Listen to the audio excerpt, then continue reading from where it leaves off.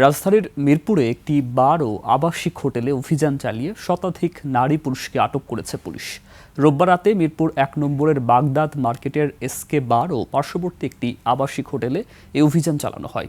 Police জানায় তাদের বিরুদ্ধে আইনগত ব্যবস্থা গ্রহণ করা হবে। তবে সংবাদ সংগ্রহ করতে গিয়ে মিরপুর মডেল থানায় বাধার মুখে পড়তে হয় গণমাধ্যম কর্মীদের। সিরাত আল মুস্তাকিমের রিপোর্ট।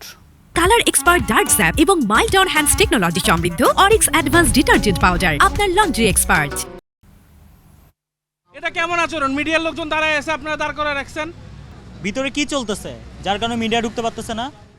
রোববার দিবাগত রাত ১টা রাজধানীর মিরপুর মডেল থানার সামনে ১ ঘন্টারও বেশি সময় ধরে দাঁড়িয়ে গণমাধ্যম কর্মীরা। থানার ভেতরে প্রবেশ নিষেধ আছে সাংবাদিকদের, এমন নির্দেশ খোদ ওসির। ভাই আমি তো চাকরি করি না সেটাই তো, আপনি তাকে ফোন দেন, আমি তাকে পাঠাইছি, এখানে লোক আসে আমাদের সাথে কথা বলতে বলেন।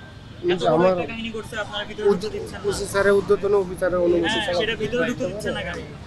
একটি বার ও আবাসিক হোটেলে অভিযান চালিয়ে শতাধিক নারী পুরুষকে আটক করে মিরপুর মডেল থানায় রাখা হয়েছে এমন তথ্যের ভিত্তিতে সাংবাদিকরা সেখানে যান।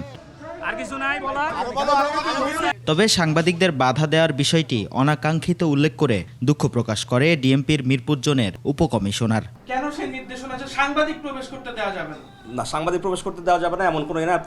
সাংবাদিক আমাদের অবশ্যই আমাদের বন্ধু, আমাদের প্রত্যেকটা কাজে তাদের সহায়তা থাকে এবং আমরা প্রত্যেকটা আইন প্রয়োগের ক্ষেত্রে সাংবাদিকদের সহায়তা কামনা করি।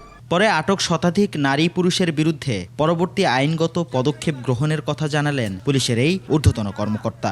প্রতিনিয়তই আমরা বিভিন্ন সামাজিকভাবে আমরা অভিযোগ পাই যে এখানে সামাজিক অবক্ষয় হচ্ছে, বিভিন্ন ধরনের আসছে।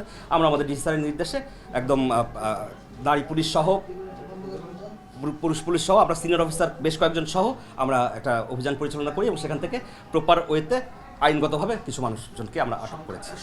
নারী এবং পুরুষটা আমরা একদম পারফেক্ট সংখ্যাটা এই মুহূর্তে জানাতে পারছি, তবে মানে পরিমাণটা শতাধিক।